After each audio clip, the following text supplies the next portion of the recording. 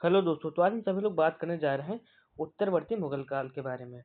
दोस्तों, लोगों का कहना है कि जब उत्तरवर्ती मुगल काल चालू हुआ था, वहाँ से मुगल एम्पायर का डिक्लाइनमेंट चालू हो गया था, यानी उस समय से मुगल एम्पायर कमजोर पड़ना स्टार्ट हो गया था। तो चलिए कुछ प्रश्नों के बारे में समझते हैं कि आखिरकार प्रश्न हमारे क्या दिए गए हैं। दोस्तों, आज का हमारा जो पहला प्रश्न है वह यह दिया गया है कि वह स्थान जहाँ अंतिम मुगल सम्राट बहादुर शाह जफर की मृत्यु हुई थी। तो दोस्तों, अगर हम लोग बात करें कि अंतिम मुगल सम्राट जो बहादुर शाह जफर थे, उनकी मृत्यु दोस्तों रंगून में हुई थी। ये दोस्तों जगह जो है वो म्यांमार में पड़ती है और यहीं पर बहादुर शाह जफर की मृत्यु हुई थी। इसका जो दोस्तों हमारा दूसरा प्रश्न है वह यह दिया गया है कि पानीपत का तृतीय युद्ध किसके किसके बीच लड़ा गया था।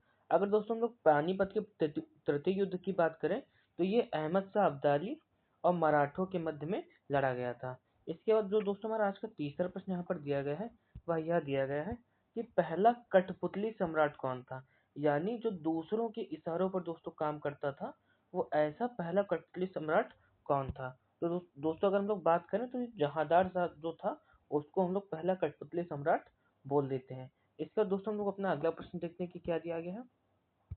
आज का दोस्तों हमारा अगला प्रश्न है कि भारत का अंतिम मुगल सम्राट कौन था।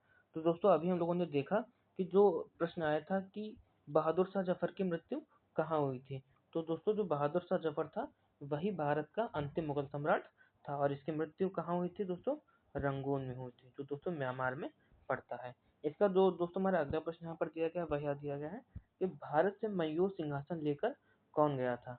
अगर हम लोग भारत से मयूर सिंहासन की बात करें तो नादिर शाह लेकर यहाँ से गया था। इसके बाद जो दोस्तों हमारा आज का अगला प्रश्न है वह यह दिया गया है कि नादिर शाह ने भारत में कब हमला किया और दिल्ली में लूटपाट की। तो दोस्तों अभी मैंने आपको बताया कि जो नादिर शाह था उसने सन 1739 ईस्वी में हमला किया था और उस हमले में उसने काफी लूटपाट की और दिल्ली से दोस्तों मयूर सिंहासन को भी लेकर चला गया। इसके बाद दोस्तों हम लोग अपना अगला प्रश्न देखते हैं कि हमारा अगला प्रश्न क्या दिया गया है। दोस्तों जो हमारा नेक्स्ट क्वेश्चन है वह यह दिया गया है कि अहमद शाह अब्दाली भारत में किस एशियाई देश से आया था। तो दोस्तों अगर हम लोग अहमद शाह अब्दाली की बात करें तो दोस्तों यह अफगानिस्तान से भारत में आया था। इसका जो दोस्तों हमारा आज का अगला प्रश्न यहाँ पर दिया गया है वह यह दिया गया है कि प्रथम मुगल बादशाह जो अंग्रेजों का पेंशन भोगी बना था, यानी जिसको अंग्रेजों ने पेंशन देनी स्टार्ट की थी। तो दोस्तों जो शाह आलम द्वितीय था उसको अंग्रेजों ने पेंशन देनी सबसे पहले प्रारंभ की थी और उसको कुछ समय बाद उनकी पेंशन ना के बराबर भी हो गई थी। इसका दोस्तों हमारा आज का नवा प्रश्न दिया गया है वह यह दिया है कि संकरखेड़ा का युद्ध कब लड़ा गया। अगर दोस्तों लोग संकरखेड़ा के युद्ध की बात करें तो यह दोस्तों सन 1724 ईस्वी में लड़ा गया था। इसका दोस्तों आज का हमारा 10वां प्रश्न है वह यह दिया गया है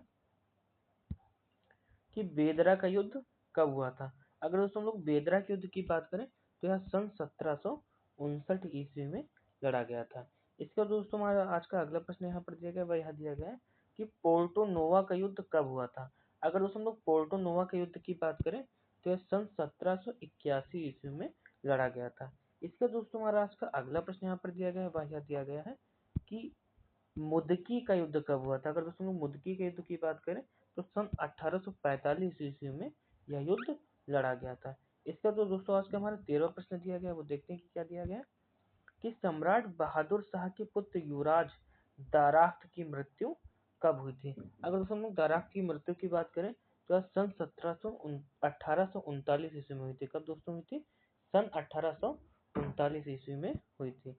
इसका दोस्तों हमारा आज का अगला प्रश्न यहाँ पर दिया गया है वह यह दिया गया है कि संगीत की टप्पा शैली निम्नलिखित में से किस मुगल सम्राट के दरबार में परिष्कृत एवं विकसित हुई।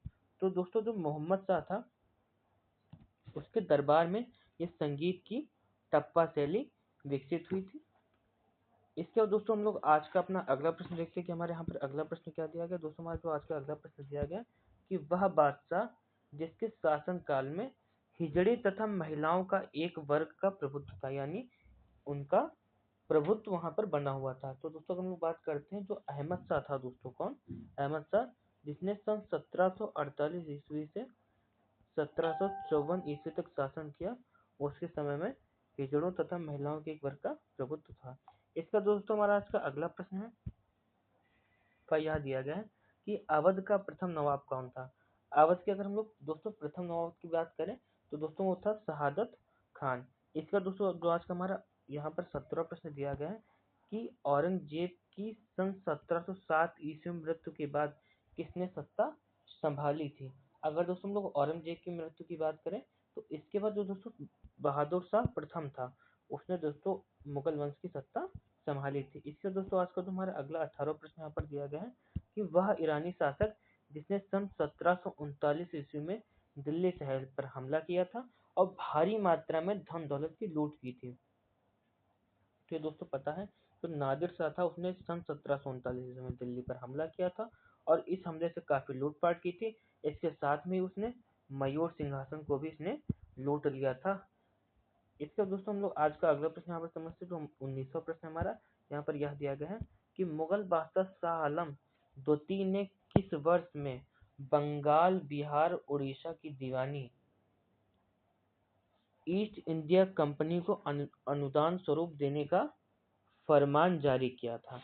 तो दोस्तों जो 1765 ईस्वी की बात है, जब बहादुर शाह द्वितीय ने बंगाल, बिहार तथा उड़ीसा की दीवानी ईस्ट इंडिया कंपनी को दान स्वरूप देने का फरमान जारी कर दिया था। इसका दोस्तों हम लोग आज का अगला और अंतिम प्रश्न देखते हैं कि अंतिम मुगल सम्राट बहादुर शाह जफर को किस वर्ष में अंग्रेजों द्वारा रंगून जेल में भेज दिया गया था।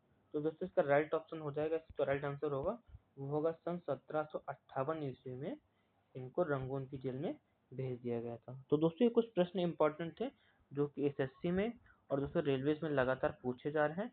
इसके अलावा कुछ कॉम्पिटिटिव एग्जाम्स स्टेट लेवल के होगा उसमें पूछे जा रहे हैं, तो आप इनको जरूर से तैयार करिएगा। Thank you.